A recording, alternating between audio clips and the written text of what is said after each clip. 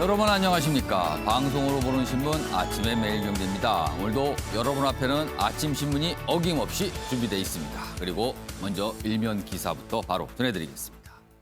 매일경제 일면 톱입니다. 나랏비 내년 1,000조, 9년 후에는 2,000조까지 늘어날 것이다. 전망을 하는 기사입니다. 국회 예산정책처 재정 전망 내용을 싣고 있습니다. 세수는 줄어들고 지출은 크게 늘어나고 있습니다. 채무 8년마다 2배씩 증가하는데요. GDP, 국내 총생산 대비 얼마나 되는지 보면은요. 내년에 52%, 그러나 이게 시간이 흘러서 몇 년 뒤면요. 76%까지 빠르게 늘 수 있다는 전망입니다. 다음은 서울신문 보겠습니다. 국세마저 코로나에 8조 덜 거쳤다. 앞선 일면 기사와 연결이 되는 내용입니다. 국세 수입이 2.7%가 빠져 첫 2년 연속 감소했습니다. 세금 걷기 쉽지 않은 겁니다. 법인세가 16조 원 넘게 줄어서 최대로 하락을 했습니다. 서비스업 생산, 소매 판매 첫 동반 뒷걸음입니다. 들어오는 돈은 적어지는데 나가는 돈은 빠르게 늘고 있는 상황입니다. 이번엔 중앙일보 보겠습니다. 김은경 전 환경부 장관, 문정부 장관 첫 법정 구속이 됐습니다. 어제 상황입니다. 환경부 블랙리스트, 이와 관련해서 1심 판결이 나왔는데 2년 6월형, 그리고 동시에 법정 구속입니다. 임원사표 강요, 직권남용 인정이 됐습니다. 그리고 법원은 직원들에게 책임을 전가했다. 그리고 동시에 신미숙 전 청와대 비서관 집행유예 3년이 나왔습니다. 마지막으로 동아일보 보겠습니다. 기사가 이쪽에 있습니다. 먼저 사진 좀 봐주실까요? 두 명이 지금 화상을 놓고 뭔가를 대화를 주고받고 있죠. 간호사 아들과 손을 맞댄 엄마입니다. 간호사 아들, 설 연휴지만 너무 바쁩니다. 내려갈 형편이 안 돼요. 어머니께 화상으로 이렇게 인사를 하는데 어머니께서 눈물이 여기 보면은 눈은 웃고 계시는 것 같잖아요. 그러나 눈물이 맺혔다. 뭐 이런 내용까지 여기 담겨 있습니다. 아들이 차마 못 꺼낸 말, 엄마 이번 설에도 못 가요. 간호사 아들 작년 명절에도 병원에 있었는데 방호복을 입은 막내, 처음 본 엄마는 얼마나 답답하고 숨이 막힐까 걱정이 앞서는 상황. 기사는 이렇게 전하고 있습니다. 자, 지금까지 일면기사 짚어봤고요. 오늘도 뉴스의 행간을 읽어주시기 위해 깊숙한 해설을 해주시기 위해 네 분께서 자리하셨습니다. 한 분씩 소개해드리겠습니다. 먼저 화면 가장 맨 왼쪽에 박수현 전 청와대 대변인 자리하고 계십니다. 그리고 그 옆에는 최양호 현대경제연구원 고문 오늘도 나오셨습니다. 그리고 세 번째 자리에 조대진 변호사 준비하고 계시고요. 마지막으로 김병민 경희대 개공교수 역시 뉴스 행간 읽어주시기 위해 아침부터 준비하셨습니다. 안녕하세요.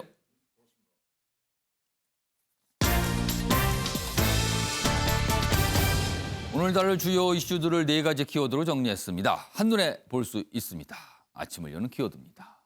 먼저 첫 번째 키워드는 블랙리스트인데요. 닮은 꼴이랍니다. 과거 전 정부 블랙리스트 파문 참 컸죠. 그런데 현 정부에서도 이 얘기가 나오고 법원의 1심 판결이 나왔습니다. 닮은 꼴 블랙리스트입니다. 그리고 두 번째 키워드는 집안 싸움입니다. 제1야당 얘기군요. 지금 경선, 서울시장 후보를 놓고 경선 치열하게 전개되고 있죠. 그런데 너무 치열해서 이거 좀 이래도 되는 겁니까? 당 내부에서는 걱정하는 목소리까지 나오고 있답니다. 집안 싸움, 두 번째 키워드입니다. 세 번째는요. 또 다른 정인이 아동 학대 어디까지 도대체 가는 겁니까? 왜들 이러는 겁니까? 이런 말 나올 때마다 어른들이 미안해하죠. 미안하다는 말을 하기도 미안한 상황으로 가고 있습니다. 지금요. 그리고요. 마지막 키워드는 중개 수수료 줄어들까? 이런 내용입니다. 이 내용까지 준비되어 있습니다. 자, 그럼 첫 번째 이슈는 어제 있었던 이른바 환경부 블랙리스트 관련한 1심 판결 내용입니다. 보겠습니다. 체크리스트라더니 블랙리스트였다.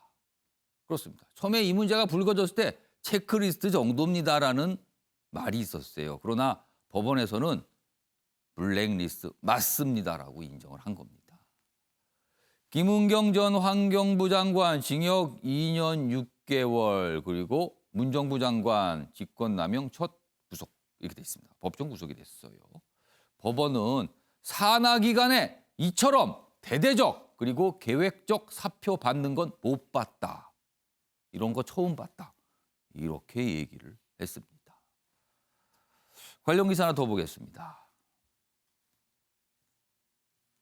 법원 청와대와 낙하산 공모 인정. 이런 대대적 불법 사표 요구 처음이다. 이런 내용이고요. 좀 더 자세히 법원의 판단 내용이 소개돼 있습니다. 법원은 김은경 전 장관이 관행이라고 한 주장을 인정하지 않았습니다. 그리고 김 청와대와 협의 원하는 사람 내정 후 청와대와 협의해서 원하는 사람을 내정 후 자료 제공 등 사전 지원하게 했다. 형식적 공모로 지원자에게 박탈감을 줬다. 그러니까 많은 분들은 어차피 되지도 않을 걸 지원서를 받았다는 거예요. 박탈감이죠. 전 정권 공기관 임원 임원의 사표 요구, 표적 감사하고 형사 고발 협박도 뭐 이런 내용이 지금 여기 기사에 실려 있습니다. 자, 그럼요. 어제 법원에 출석하는 모습 그리고요.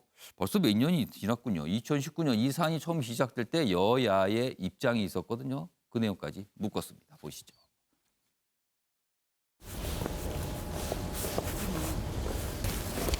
선거 앞두고 한 말씀 부탁드립니다. 임원들에게 사표 종용한 혐의에 대해서 한 말씀 부탁드립니다. 환경부 문건은 불법적 블랙리스트가 아니라 합법적인 체크리스트라고 합니다. 문재인판 블랙리스트는 330개 기관에 660여 명에 이른다고 합니다. 그렇다면 그 규모 면에서나 그 정도 면에서 소위 이전 정권의 블랙리스트보다 훨씬 그 급이 다른 초대형 블랙리스트가 아닌가 싶습니다. 자, 조대진 변호사. 이 사안에 대해서도 먼저 그러니까 혐의가 무엇이고 법원이 어떤 이유에서 이런 판단을 한 건지 이 내용 좀 설명해 주시죠. 일단 김은경 장관 측에서는 체크리스트라고 했고 블랙리스트라고 했는데 이 사안 자체에서 법원은 채용에 불법 개입하고 그 환경부 산하의 임직원들에게 사표를 강요하고 채용 비리가 있었던 부분에 대해서 유죄를 물은 것 같습니다. 재판부가 상당히 비판적인 어조로 성토를 했는데요. 사표 강요하고 채용 비리 이런 부분들이 이처럼 대대적이고 계획적으로 받는 것은 처음 봤다라고 이렇게 실질적으로 얘기를 그러니까 하고 법원이 보기에 있는데요. 굉장히 규모가 컸다라는 거네요, 지금. 네, 이에 대해서 김은경 전 장관 측은 그렇게 방어를 했습니다. 철학 공유한 그 내정자를 이렇게 안 치는 게 무슨 잘못이냐. 그 체크리스트였다. 그리고 또한 이 전 정부에서도 관행적으로 이루어졌기 때문에 문제가 되지 않았다라고 얘기를 했는데요. 실질적으로 재판부는 어떤 점을 지적을 했냐면 실질적으로 청와대가 내정한 사람이 발탁이 안 되자 감사를 시작을 해서 형사고발을 한다라는 취지로 이렇게 압박을 해서 내쫓은 그런 정황들을 지적을 나가지 했습니다. 않고 있는 그 자리에 있는 인물에 대해서 압박을 했다는 거죠. 네, 그렇습니다. 그래서 자기 사람 심기라든지 이런 내쫓은 정황들 이런 부분들을 통해서 이례적이고 그리고 여러 가지 공정성을 해쳤다라는 취지로 판결을 했고요. 상당히 재판부가 판결문에서는 원래 좀 중립성을 유지를 하면서 판결하는 경우가 대부분인데 상당히 좀 비판적인 어조로 판결문을 굉장히 썼다는 문제가 많다, 막 이런 내용이 곳곳에 들어가 있었군요. 그 어조를 저도 이렇게 느꼈습니다. 그러니까 김은경 전 장관은 아니 이거 관행이었습니다. 과거에부터. 그러나 법원은 관행이라고 볼 수 없습니다. 그리고 너무나 규모가 크고요. 처음 본 일입니다. 뭐 이렇게 판단을 한 겁니다. 블랙리스트. 이게 또 등장을 했습니다. 그리고 2019년부터 이게 시작이 됐죠. 자, 김병윤 교수. 네. 자, 그런데요. 지금 법원의 판단이 되는 대상이 된 거는 김은경 전 장관 그리고 신 전 청와대 비서관 2명이었습니다. 네. 그런데요. 가만히 보면 이게 인사 문제잖아요. 예. 인사 문제인 경우는 청와대 인사수석도 관련이 돼 있다고 볼 수 있고요. 그리고 이런 어떻게 보면 공공기관 고위직의 경우는 청와대에서 검증도 하잖아요. 네. 그럼 당시에 검증을 담당했던 인물들 많은 분들이 이제 그걸 떠올리게 되는 겁니다. 이거 어떻게 네. 봐야 될까요? 그러니까 당시에 인사검증에 담당했던 민정수석이라든지 청와대의 비서실장까지 과연 어디까지 이 문제가 개입되어 있는 것인가 사건의 진실을 밝혀야 된다. 야당은 목소리를 높일 수밖에 없을 것입니다. 이 사건이 벌어졌던 게 문재인 정부 집권 초기 2017년도의 일입니다. 그리고 이러한 일들이 세상에 알려지기 시작됐던 것은 2019년 김태우 전 수사관이 관련된 자료들을 바탕으로 예. 우리가 흔히 말하는 내부 고발, 공익신고를 토대로 이러한 목소리를 높였지만 당시 청와대는 이 모든 내용들을 부인해 왔었죠. 하지만 사법부의 판단 결과가 나왔기 때문에 이후로 이 사건의 진실이 환경부에만 국한됐던 일이었는지 문재인 정부에서 지금 과거에 얘기하고 있었던 것처럼 이런 내용들이 관행이었다고 주장을 했다면 예. 그럼 이게 환경부뿐 아니라 문재인 정부 부처 전반에 혹시 얽혀져 있던 내용들은 아닌 건지 이게 환경부 자체적으로 이뤄진 일이라기보다는 청와대가 집중적으로 개입했던 사건들을 우리가 배제할 수가 없습니다. 당시 2019년도의 상황을 다시 되짚어 보게 되면 그 당시에도 문제는 불거졌지만 왜냐하면 예. 내부에서 이 얘기를 밝혔던 사람이 있거든요. 검찰의 수사가 과연 윗선에 대해서까지 완벽하게 수사하려고 했던 의지가 있는 것인지 사람들은 궁금해할 수밖에 없습니다. 법원이 재판부가 판단했던 것은 과거에 없었던 일들이 지난 국정농단 사건을 거치면서 직권남용, 직무유기라고 하는 예. 이 범죄 혐의를 바탕으로 철저하게 잘못된 일에 대한 뿌리를 뽑는 일들이 있었기 때문에 이번 문재인 정부에서 발생됐던 블랙리스트의 동전의 양면은 화이트리스트로 예. 네 사람을 씹는 이런 행위들에 대해서 불법적인 측면의 추가적인 수사 등의 조치가 이루어져야 된다고 생각합니다. 자, 많은 분들이 좀 그렇지. 몇 년 전에 그런 거 논란이 있었는데 그런데 좀 1심 결과가 나온 겁니다. 자, 그럼요. 영상 하나를 더 준비했는데요. 과거에 청와대에서 이 사안과 관련해서 한 설명이 좀 있었습니다. 그 영상부터 확인해 보겠습니다. 문재인 정부는 국정농단 사태의 원인을 단 한시도 잊은 적이 없습니다. 문재인 정부의 유전자에는 애초에 민간인 사찰이 존재하지 않습니다. 자, 뭐 이런 입장들이 있었어요. 이제 과거 영상이었습니다. 관련 기사 이어가 보겠습니다. 문정부엔 사찰 DNA 없다. 지금 방금 들으셨죠. 그런데 김은경 법정 구속. 당연히 좀 당혹할 수 있다. 뭐 이런 기사입니다, 지금. 여당은 선택적 기소, 법원 판결에 아쉬움이 있다. 이런 반응이고요. 야당은 내 편을 위한 공포행정 아닙니까? 또 이렇게 좀 지적을 하고 있습니다. 이런 내용들이 있습니다. 관련 기사 하나 더 있습니다. 보시죠. 그리고 이런 평가까지 나와요, 언론에서. 문정부 인사 찍어내기, 전 정부와 판박이 아닙니까? 뭐가 다른 거지요? 이렇게 물어보는 겁니다, 지금. 그리고 여기도 있습니다. 그리고 이 사안이 뭐 구속영장이 청구되고 뭐 그랬었어요, 2년 전에. 근데 그 당시 영장 기각되는 청와대 반응이 뭐 존중한다. 그런데 이번에는 청와대는 공식적으로 뭐 반응을 안 내는데 기자들에게는 좀 밝힐 입장 없다. 뭐 이렇게 됐습니다. 그러니까 뭔가가 그냥 당혹스럽다 또는 좀 불편하다. 뭐 이런 분위기가 좀 느껴집니다. 다음 화면 보겠습니다. 야당 반응을 좀 담고 있습니다. 단언컨대 문정부 민정수석실은 민간인 사찰하거나 블랙리스트를 만들지 않는다고 한 당시 관계자들은 답을 하고 책임을 지셔야 합니다. 뭐 이런 반응이 나왔습니다. 어제 야당의 반응이었습니다. 이 얘기 좀 해보겠습니다. 최영하 고문님, 그다음에 박수현 전 대변인 이런 순서로 좀 들어가 보겠습니다. 과거 정부와 무엇이 다르냐 이런 질문이 나왔습니다. 어떻게 보세요? 저는 이제 뭐 출범할 때 사실 인수위가 구성이 안 되고 곧바로 들어갔기 때문에 어떤 큰 그림 짜는데 조금 뭐 시간적인 여유가 없었던 점을 감안한다 그러면 처음에 들어가자마자 굉장히 빠른 속도로 무리하게 이 부분을 진행한 점이 이제서야 터지는데 이렇게 되짚어 보면은 이번 정권에서는 벌써 이 정권에서 장관을 지내신 분 3분이 지금 이 법원의 판단을 받게 돼 있어요. 영장 청구가 되고 뭐 그랬죠. 네, 그 지금. 백운규 장관까지 하면 3분이나 이렇게 돼 있는 부분들이 있으면 뭔가 무리하게 진행이 무르르듯이 안 갔고 굉장히 좀 어려움들이 많았다 그러는데 당시에 지금 논쟁이 된 게 그러면 장관의 인사권이나 뭐 감찰권이 어디까지가 돼야 되느냐를 좀 우리가 확실히 하자는 얘기들이 굉장히 많았거든요. 그럼에도 불구하고 자, 사표 받은 것까지는 이해를 할 수가 있으나 예. 그 다음에 자리에 넣는 데 있어서 15개 기간에 17개 자리에 넣는데 계속 자기가 원하는 청와대에서 낙첨한 사람이 안 되면 다시 처음부터 다시 이런 부분들이 진짜 절차상의 미흡이 되고 우리가 그거를 방지하기 위해서 2013년도인가에 낙하산 방지법을 만들지 않았습니까? 예. 그것이 완전히 이제 무효화되는 그런 과정을 봤기 때문에 지금 현재 뭐 청와대에 지금 반응이 없다고 이제 말씀을 하셨습니다마는 내심 이 부분은 굉장히 뼈아픈 그러한 기록으로 남을 수밖에 없는 그런 상황이라고 보여집니다. 그러니까 인사 문제와 관련해서 등장하는 단어들이요. 이게 좋지 않은 인상을 주는 단어들이거든요. 블랙리스트, 사찰, 낙하산 이런 겁니다. 지금요.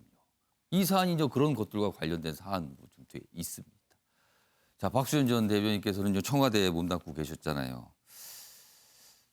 요 내용입니다. 전 정부와 판박이 아닙니까? 이 질문이에요. 이거 어떻게 좀 보셨어요? 제가 좀 뒤에 발언을 안 하더라도 조금만 말씀을 드릴게요. 예. 우선 첫째로 제가 이제 첫 청와대 대변인이었고 지금 최영학 고문님 말씀하신 그 시기에 이런 인사들이 이제 이루어졌어요.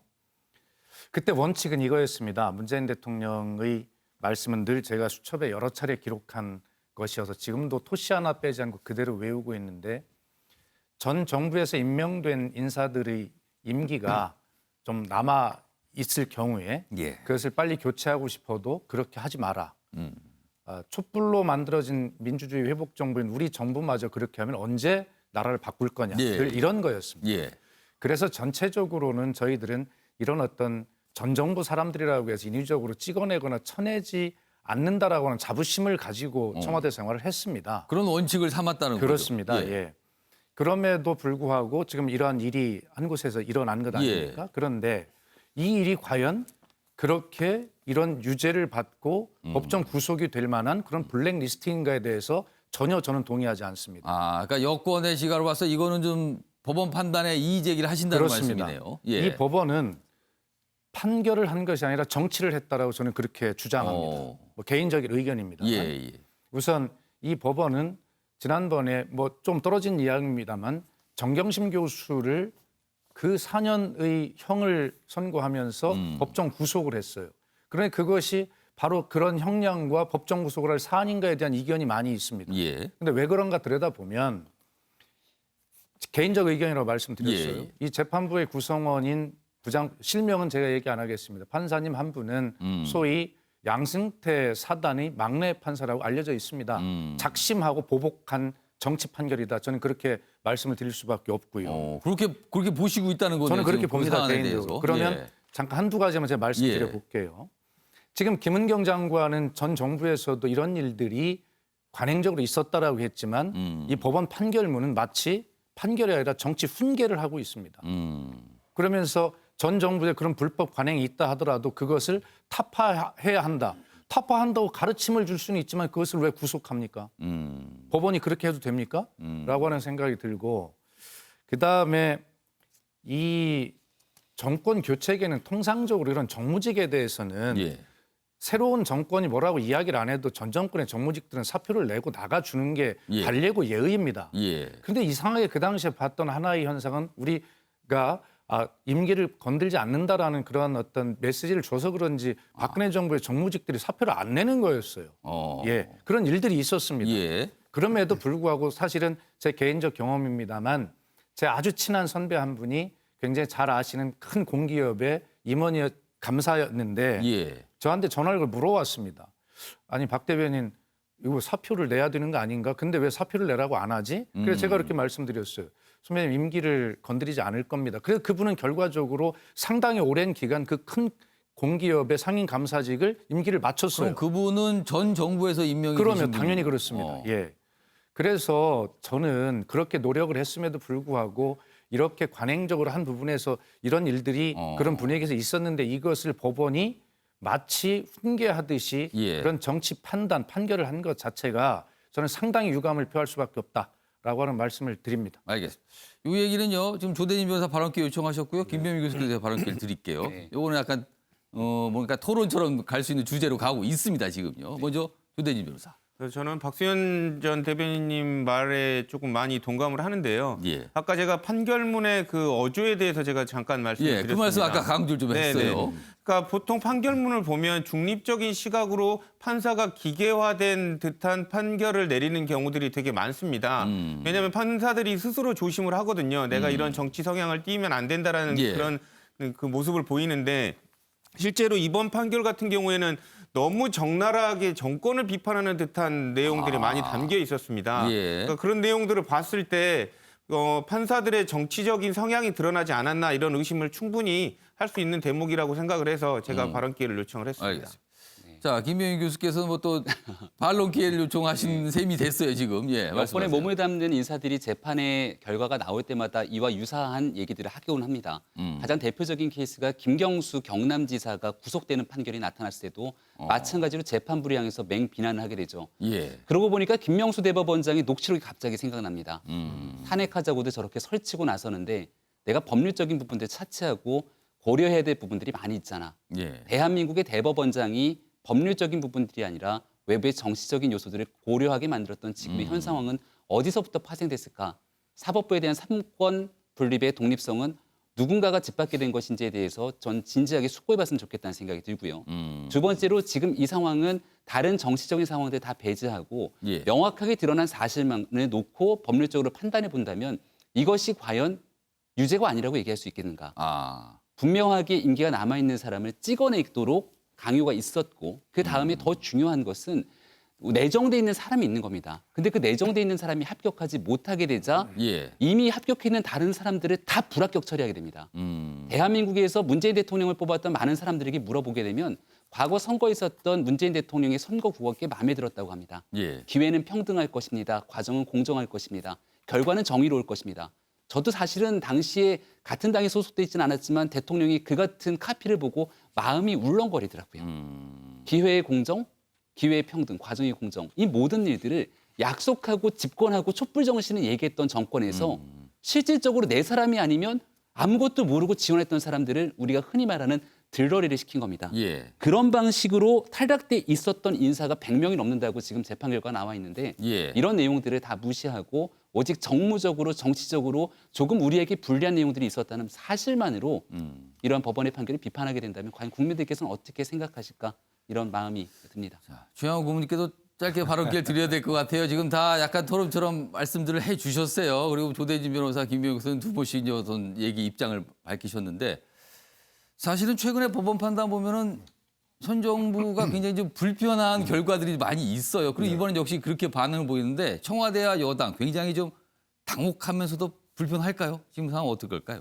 불편하지만 소위 말하면 우리가 법치주의 아닙니까? 법치주의는 법이 공정해야 되고 법을 운영하는 판사들의 판단이 공정해야 되는데 예. 그 부분을 믿지 않기 시작하면은 우리나라는 법치주의가 존재 못하는 거죠. 최근에 사법부 굉장히 좀 혼란 그리고 뭐 약간 그렇습니다. 흔들린다 이런 평가 받죠 지금. 그래서 지금 오늘 이제 두 분이 말씀하신 거에 대해서 예. 이건 누가 좀 새겨들어야 되냐면 김명수 대법원장이 새겨들어야 된다고 생각합니다. 지금 뭐 법원 인사한 것도 굉장히 지금 논란이 되고 있는 부분. 예. 근데 결국은 이번 판결이 이제 정권의 코드 인사지 않습니까? 예. 그렇다면 우리가 이제 앞으로 나가는 뭐 미래 지향적인 면으로 봤을 때 이번 정권이 바뀌어서 다음 정권이 갈 때는 그럼 이런 코드 인사가 안 일어날 수 있게 하는 방법이 무엇냐를 예. 지금 뭐 국회나 뭐 정부 쪽에서는 생각을 해내야 될 것이고 진짜로 당시에 그런 얘기 있었어요. 사표 안 쓰는 사람을 굉장히 뭐 눈치 없는 사람으로 몰고 아까 김영민 교수가 얘기한 것처럼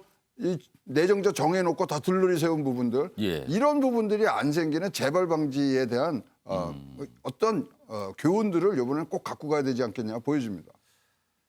정부가 바뀌어도 항상 등장하는 단어 낙하산입니다. 낙하산. 뭐 그거에 대한 어떤 법원의 판단 그리고 뭐 여기 패널 두 분께서는 강하게 문제 제기를 해주셨고요. 또 두 분께서는 그 내용을 좀 깊숙이 보면은 이거는 법원의 판단에 뭐 또 근거가 있다 뭐 이렇게 또 얘기해 주셨습니다. 정치권 이슈로 다시 떠오른 것 같습니다. 이 문제요 지금.